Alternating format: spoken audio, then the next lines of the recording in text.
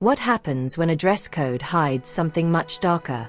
For Elaine Martinez, a bright and determined teenager, a simple school uniform revealed the harsh truths of an elitist world.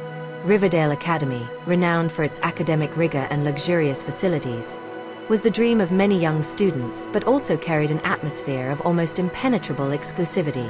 At just 14 years old, Elaine Martinez managed to break through this barrier by earning a coveted full-ride scholarship. The daughter of a humble family, she believed she was stepping into the opportunity of a lifetime. But what she found within the academy's gleaming corridors and pristine classrooms was not just knowledge. It was a system that constantly reminded her she didn't truly belong. Elaine knew Riverdale Academy's uniform was strictly regulated: a white collared shirt, navy blazer with the school crest, gray pleated skirt, and black shoes. She followed every rule to the letter. But there was something the student handbook didn't mention. It wasn't just about wearing the uniform but where it came from. While other students flaunted expensive designer clothes purchased from exclusive boutiques, Elaine did her best to meet the requirements with pieces her mother bought at affordable stores like Target and Marshall's. The cuts and colors matched the official uniform exactly, but to the sharp eyes of certain teachers and classmates, the labels said it all. It was a silent reminder that Elaine, despite being there, didn't truly belong to that world. The issue began subtly. Sarcastic remarks from classmates. "Interesting, Elaine. Where did you find that? A limited edition. On sale." Teachers who once praised her academic performance started giving her disapproving looks. Then, one day, Elaine was summoned to the principal's office. The accusation: violation of the dress code. Elaine tried to argue. "My uniform complies with the school's rules," she said, struggling to stay calm. But the response was cutting. "While you technically follow the rules, there's a matter of presentation that must be upheld here at Riverdale." That was when Elaine realized it wasn't about the uniform. It was about her. Following her suspension for the alleged dress code violation, Elaine began to notice the issue went far beyond the uniform. The differential treatment wasn't new, but now it was impossible to ignore. She began to see how the invisible barriers of inequality manifested subtly and explicitly in Riverdale Academy's day-to-day life. Group projects where classmates once sought her out for her intelligence now excluded her. Ideas she proposed were dismissed, and her voice seemed to carry no weight. In class, while other students were praised and celebrated for mediocre contributions, her brilliant insights were often treated as if they didn't exist. The hardest blow came when Elaine discovered she had been deliberately excluded from a highly publicized school event, a charity fashion show featuring the school's most influential students and their families. It was an opportunity to shine, to build connections. Yet her name wasn't even on the list of potential participants. When she asked the event coordinator about her exclusion, the response, though polite, was painfully clear. "It's nothing personal, Elaine. We just want the show to reflect the values and image of Riverdale Academy." Those words landed like a sentence. To the school, Elaine, with her affordable store uniform and relentless determination, wasn't the image they wanted to project. Even seemingly simple activities, like birthday parties and weekend trips, became reminders of her exclusion. While classmates planned outings to expensive restaurants and luxurious destinations, Elaine was never invited. The school, which was supposed to be a place of growth and inclusion, had become a place of isolation and quiet humiliation. Elaine tried to keep it all to herself. To her, exposing her situation seemed risky, perhaps even humiliating. But her mother, Gloria Martinez, saw things differently. Seeing the emotional toll Riverdale Academy's treatment was taking on her daughter, Gloria knew she had to act. This was more than just a fight for Elaine. It was a fight for all families facing silent discrimination in elitist environments. One night, after listening to Elaine vent once again about her exclusion, Gloria picked up her phone and recorded a video. In it, she spoke passionately and indignantly, detailing the events that had led to Elaine's suspension, the discriminatory comments disguised as jokes, and the systematic exclusion her daughter faced. She didn't mention specific names but laid bare how institutions claiming to be inclusive could reinforce social and economic inequalities in insidious ways. "My daughter wasn't suspended for violating the dress code," Gloria said in the video. She was suspended because her uniform came from Target, not a high-end boutique. This is about more than a uniform. It's about how society treats those who don't fit into its elitist standards. And this needs to change. She posted the video on her social media, hoping to reach friends and family. But within 24 hours, the video went viral. Shares, comments, and likes poured in by the thousands. Within days, it had surpassed 10 million views, becoming a national phenomenon.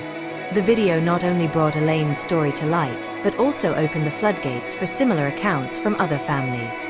Hashtags like #JusticeForElaine and #SchoolDiscrimination began trending, uniting voices demanding changes to school policies and a closer examination of discriminatory practices in private institutions. Journalists, influencers, and public figures joined the conversation. Gloria was invited to TV programs and interviews, where she highlighted the emotional and psychological toll the treatment Elaine received had taken on her daughter. Public pressure began to mount against Riverdale Academy, with parents and even students speaking out about the toxic culture that pervaded the school environment. But the most poignant moment came when Elaine, hesitant at first, decided to speak up. With her mother's support, she recorded a second video, thanking people for their support and sharing her experience. "I just wanted to study, learn, and be accepted for who I am," Elaine said, her eyes welling up with tears. "And now, I realize my fight isn't just mine. It's for many others." The impact of Gloria Martinez's video was profound, but it didn't just spark outrage, it mobilized action. Messages began pouring in from families across the country, many sharing stories similar to Elaine's.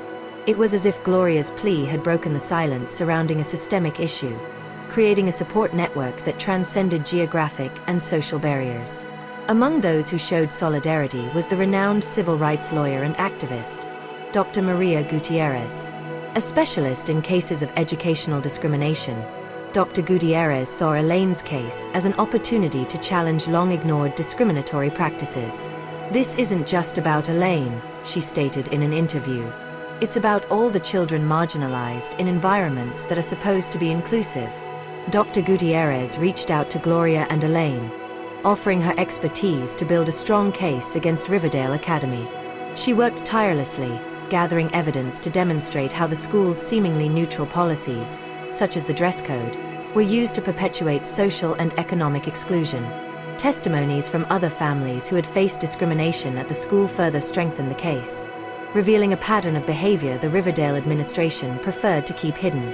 Meanwhile, the local and national community began rallying around Elaine. Civil rights organizations, community groups, and even business leaders offered their support. Some helped cover legal costs, while others organized peaceful protests in front of the school. The movement adopted a powerful symbol, an image of a school uniform with tags from popular stores, accompanied by the phrase, "Education has no price tag or label." In addition, educational initiatives began emerging in response to Elaine's case. A crowdfunding campaign was launched to support scholarships for low-income students at private schools, raising hundreds of thousands of dollars in just a few weeks. Elaine's name became a rallying cry for educational equality. Within Riverdale Academy, the case caused divisions. Some parents and students began pressuring the administration to review its policies, while others defended the school, claiming the situation was being exaggerated. But the weight of public pressure was undeniable. With Dr. Gutierrez's guidance, Gloria and Elaine decided to pursue not only a public apology but also real policy changes at the school. "This isn't about revenge," Gloria declared at a press conference. "It's about ensuring that no other child has to endure what my daughter went through." The day of the trial arrived like a storm, bringing with it a wave of anticipation and tension. Elaine Martinez's case against Riverdale Academy had become a national landmark, and the courtroom was packed with reporters, supporters, and onlookers who had followed the story since the viral video. However, for Elaine, that day was more than a public event. It was her chance to finally be heard. The defense team, led by the relentless Dr. Maria Gutierrez, presented a detailed dossier of evidence that extended beyond the uniform incident. Testimonies from other students and parents exposed a systemic culture of exclusion within the school, where scholarship students were frequently treated differently, from extracurricular activities to how they were addressed by teachers. Then came the most anticipated moment. Elaine was called to testify. The courtroom fell silent as she approached the stand. With trembling hands but undeniable determination in her eyes, she began to share her story. She spoke about the weight of being a scholarship student in an environment where appearances mattered more than character. She described the disdainful looks, the whispers in the hallways, and the pain of being treated as someone less deserving. But it was when she spoke about the emotional impact of her suspension that the courtroom became visibly moved. "I never asked to be treated differently," Elaine said, her voice trembling. "All I wanted was to be judged by my work, by my ideas, not by where my mom buys my clothes." The turning point in the case came when the defense team revealed internal emails from the school administration, obtained during the legal proceedings. These emails explicitly discussed maintaining the school's image and avoiding situations where scholarship students would become visibly different. It was concrete proof that the discrimination wasn't just implicit, it was systemic. After days of intense trial, the verdict was finally announced. The court not only overturned Elaine's suspension, but also mandated that all private schools receiving state funding implement transparent and economically neutral dress codes, ensuring no student would face discrimination based on socioeconomic status. As the judge concluded the reading of the verdict, spontaneous applause echoed through the courtroom. Gloria embraced Elaine with tears in her eyes, while Dr. Gutierrez smiled, satisfied with the justice they had achieved. Outside the courthouse, Elaine was greeted as a symbol of courage and resilience. Reporters asked her how she felt, and her response was simple yet powerful. "Today is not just my victory. It's a victory for everyone who has ever felt invisible." The impact of Elaine's case was profound and enduring. More than a rule change, it sparked a national reflection on how elitism manifests in educational environments. For Elaine, it marked the beginning of a new chapter in her life, one where she refused to be defined by her background, but instead by her strength and determination. The courtroom victory not only brought justice for Elaine, but also opened unexpected doors for her family. During the trial, Gloria Martinez's commitment and passion in defending her daughter deeply impressed Judge Thompson. After the case, the judge reached out to Gloria to offer her something she could never have imagined: a leadership role in a corporate social responsibility program focused on educational equity. "You have something rare, Gloria," the judge said during a private meeting. "An authentic voice and the ability to inspire real change. We want you to help lead this program and amplify the impact your story has already begun to create." Gloria accepted the invitation, still in disbelief over the opportunity. Taking on this role was not just a professional shift, but a new life purpose. She began working directly with schools, businesses, and communities, promoting inclusive policies and helping create opportunities for low-income youth in educational and corporate settings. Meanwhile, Elaine decided to start fresh at a new school. She left Riverdale Academy behind, but not her experiences. Her new school, a diverse public institution, provided a welcoming and inclusive environment. For the first time, Elaine felt she could be herself without judgment. She thrived both academically and socially, becoming an active voice in the student council. Inspired by the impact her story had on the nation, Elaine founded a club dedicated to educational equity. The club organized lectures, raised funds for scholarships, and promoted open discussions about inclusion and diversity in schools.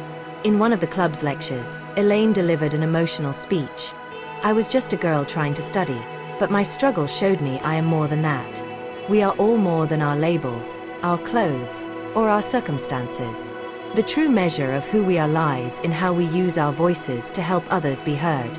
The personal transformation of Elaine and Gloria became a symbol of how adversity can be a catalyst for positive change. Together, they formed a dynamic team. While Gloria worked at an institutional level, Elaine inspired change among her peers and in the community.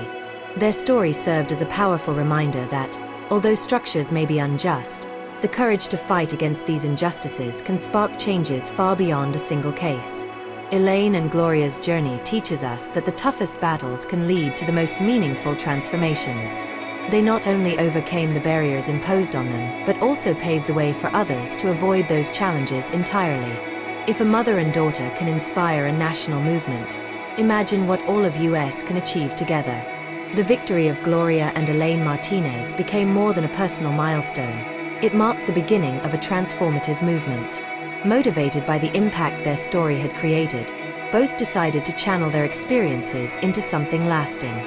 Thus, the Dignity First Scholarship Program was born, an initiative led by Gloria to support financially disadvantaged students in both high-performing private and public schools. The program was designed not just to cover academic expenses like tuition and school supplies, but also to provide emotional and practical support for students, ensuring they had the tools to thrive in challenging environments. More than financial aid, Dignity First focused on dignity and inclusion, helping students feel like integral parts of their schools, regardless of their backgrounds. Inspired by Elaine's story, companies, philanthropic organizations, and individuals contributed generously, enabling the program to reach hundreds of young people in its first year. At the launch ceremony, Gloria moved the audience with her words. Every child deserves more than an opportunity. They deserve respect, support, and an environment where they can flourish. This program is about opening doors and ensuring they remain open for everyone. While Gloria worked to transform lives through the program, Elaine, now 16 years old, became a national icon in the fight for educational equity. Her story inspired a youth movement that challenged economic barriers in the educational system. Hashtags like #EducationWithoutBarriers and #Dignity in Schools went viral, with students sharing their own experiences and demanding change in their communities. Elaine began speaking at schools, conferences, and community events, using her voice to advocate that a student's merit should not be measured by the price of their clothes or the wealth of their family. In one of her most impactful speeches, she said, "When I looked at that uniform that got me suspended, I thought, is this all they see in me? Now, I see that I am so much more. And just like me, thousands of other young people are more than the limitations imposed on them. Let's change this together." The movement inspired by Elaine led to significant policy changes. Private schools began revising their admission and conduct policies to make them more inclusive. Some states passed laws requiring equity audits in schools receiving public funding to ensure discriminatory practices were eliminated. Additionally, Elaine's legacy also inspired cultural initiatives, including documentaries, books, and even plays that highlighted the struggles and triumphs of students like her. Her story became a symbol of resilience, hope, and transformation. Gloria continued expanding the Dignity First program, while Elaine dreamed of pursuing a career in public policy, determined to ensure that education became a truly accessible right. Together, they proved that with courage and determination, it is possible not only to overcome barriers but also to dismantle them so others never have to face them.